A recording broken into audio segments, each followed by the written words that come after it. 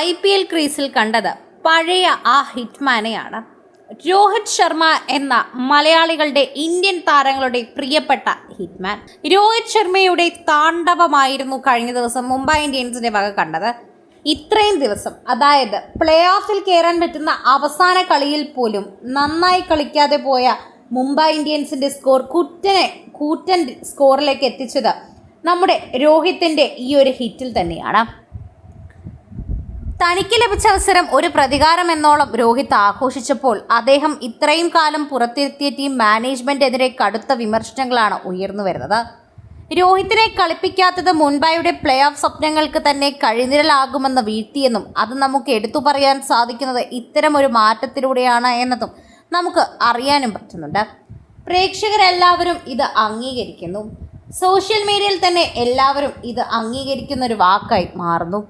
കാരണം രോഹിത്തിനെ പുറത്തിരുത്തിയതാണ് ഏറ്റവും വലിയ തെറ്റ് എന്ന് വിദഗ്ധർ ഒന്നടങ്കം പറയുന്നു. ആ തെറ്റ് സത്യമാണ് എന്ന് ഇന്നലത്തെ ഒരൊറ്റ കളിയിലൂടെ രോഹിത് തെളിയിച്ചിരിക്കുകയാണ്. ഇനി എന്തൊക്കെ ചെയ്താലും രോഹിത്തിനെ നമുക്ക് ആ പഴയ രീതിയിൽ ലഭിക്കില്ല.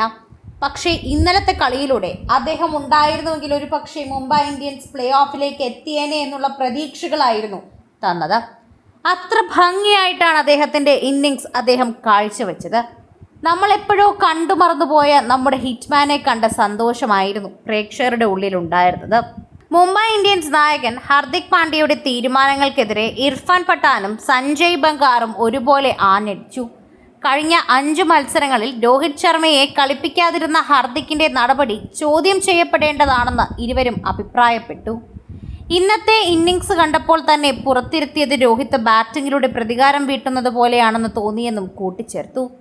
മുൻ ഓസ്ട്രേലിയൻ നായകൻ ആരോൺ ഫിഞ്ച് രോഹിത്തിൻ്റെ ബാറ്റിംഗ് ശൈലിയെയാണ് പ്രശംസിച്ചത്. ഒരു ക്ലാസ് പ്ലെയറുടെ ഇന്നിങ്സ് എന്നാണ് അദ്ദേഹം ഇദ്ദേഹത്തെ വിശേഷിപ്പിച്ചത്. ബലം പ്രയോഗിച്ച് പന്തിനെ അടിക്കാൻ ശ്രമിക്കാതെ തന്നെ 7 കൂറ്റൻ സിക്സറുകൾ പറത്താൻ രോഹിത്തിന് സാധിച്ചു എന്നാണ് ഫിഞ്ച് ചൂണ്ടിക്കാട്ടിയത്. അതേസമയം രോഹിത് ശർമ്മയെ സീസണിലുടനീളം കളിപ്പിക്കാതെ ഇരുന്നെന്ന് മുംബൈ ഇന്ത്യൻസിനെ പ്ലേ ഓഫ് യോഗ്യത നഷ്ടപ്പെടുത്താൻ കാരണമായേക്കുമെന്നും സൈമൺ ജൂൾ ആശങ്ക പ്രകടിപ്പിച്ചിരുന്നു. ആക്ടിംഗ് ക്യാപ്റ്റൻ സൂര്യകുമാർ യാദവും രോഹിത് ശർമ്മയുടെ പ്രകടനത്തെ മത്സരശേഷം വാനോളം പുകഴ്ത്തി. രോഹിത് ഭായിയുടെ ബാറ്റിംഗ് കാണുന്നത് തന്നെ ഒരു പ്രത്യേക സന്തോഷമാണ്. കുറേയധികം നാളുകൾക്ക് ശേഷമാണ് നമ്മളത് കാണുന്നത്. ഒരു ഫോമിലാകുമ്പോൾ 44 പന്തിൽ 84 റൺസ് എന്നത് വളരെ അനായാസമായി തോന്നും. തുടക്കത്തിൽ തന്നെ അദ്ദേഹം ടീമിനായി അടിത്തറ പാകുന്ന രീതി അവിശ്വസനീയമാണ്. അദ്ദേഹം ഒരു നേതാവ് മാത്രമല്ല, ഈ ടീമിൻ്റെ നട്ടെല്ല് കൂടിയാണ്. എപ്പോഴും ഞങ്ങളെ പിന്തുണയ്ക്കുകയും ഭയമില്ലാതെ കളിക്കാനുള്ള സാഹചര്യം ഒരുക്കുകയും ചെയ്യുന്ന വ്യക്തി കൂടിയാണ് എന്ന രോഹിത്തിനെക്കുറിച്ച് സൂര്യകുമാർ യാദവ് കഴിഞ്ഞ ദിവസം പറയുകയും ചെയ്തു.